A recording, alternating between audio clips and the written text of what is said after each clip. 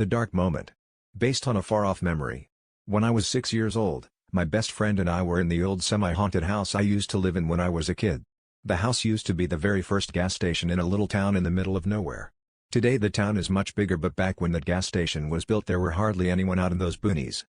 One day during a little party my mom was having something strange happen.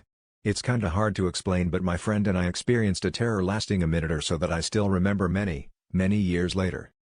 We were in the kitchen before the time of twilight when the sun was setting and it was getting a bit darker outside, which was making it a bit darker inside. I could hear the sound of our parents and the other grown-ups across the house in the living room.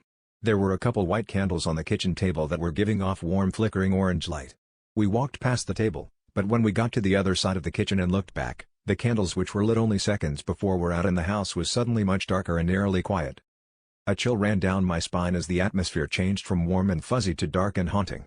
I remember the two of us screaming and running back and forth across the house looking for the grown-ups, stopping in the doorways of the darkened rooms.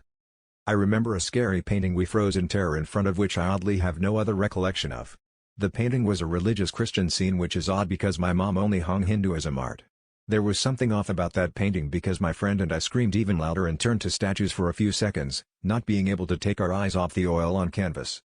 Just as fast as it started, the house was lighter, felt happier, and we finally found our parents, which didn't even hear us screaming. They were happily hanging out and talking in the living room and had no idea what we were scared of. I still wonder what this horrifying moment of terror was all about. My friend and I never had a fright like this before or after. It was as if we passed into the darker in-between dimension.